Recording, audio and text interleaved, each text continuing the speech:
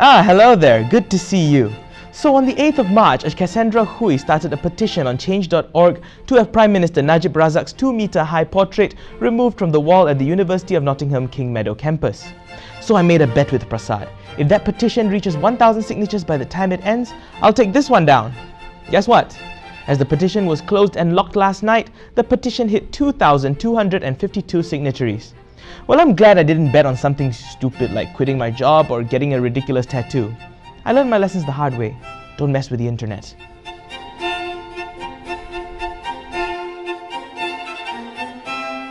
University Malaysia Sarawak cancelled an event where 3-time Asia's top speaker Syed Saddiq Syed Abdul Rahman was supposed to speak at, citing that the event was not approved by the management. According to one of the student organisers of the event, titled The Art of Speaking Up, Our Patriotic Duty, everything was going smoothly until just 2 days ago, adding they had been given the green light from the authorities. However, this does not seem to check out with the university's public relations officer, who said that the students rescinded their application before the management could even review the paperwork.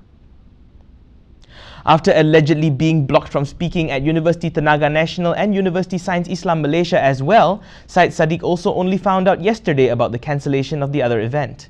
He also says that the organisers of the event were pressured to stop the event unless they changed the topic to something not political, which they did.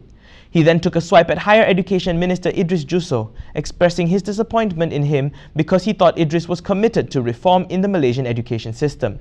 He added that he feels used because Idris had previously used his success in debating in crediting the ministry, and now they will not stand next to him anymore. I wouldn't know that. It's a prerogative of universities. 13 universities have been given autonomy. Because you all wanted universities to be given autonomy. So it's a decision of universities. They have the right to decide whom to come in, whom should not come in. So it's not instruction from the ministry? I said they are given the autonomy. The word A-U-T-O-N-O-M-Y, autonomy. You say that you could... No.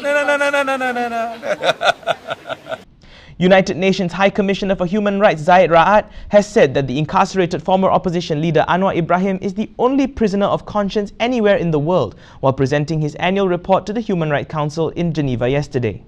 The report also said that in Malaysia, democratic space continues to be limited as the government applies sedition among other charges to critical voices from political opponents, the media and human rights defenders. Also covered in the report were the enactments of the Prevention of Terrorism Act (POTA) and the National Security Council Act, which has become a matter of concern to the Council. As the term for current Bank Negara Governor Zeti Akhtar Aziz draws to a close, speculation is rife about who will be the next person to fill her seat at the central bank. After holding the position for 16 years, Zeti was mum about who may be her successor as reporters swarmed her after her meeting with Prime Minister Najib Razak yesterday. All she said was that the meeting was a briefing ahead of Bank Negara's annual report. She did reveal, however, that the bank's governance committee have already made their nominations and that the government will now decide and submit their decision to the Yang di-Pertuan Agong. And that's the end of the fact sheet for today. Should universities be allowed to be so last minute and sloppy in managing student events? Let's debate this in the comments. Now hit like if you liked this episode and leave a comment if you didn't and tell me why. Do hit subscribe as well for more news. On behalf of Malaysia Kini, I would like to apologize for the technical disruption that happened this afternoon that delayed some news stories.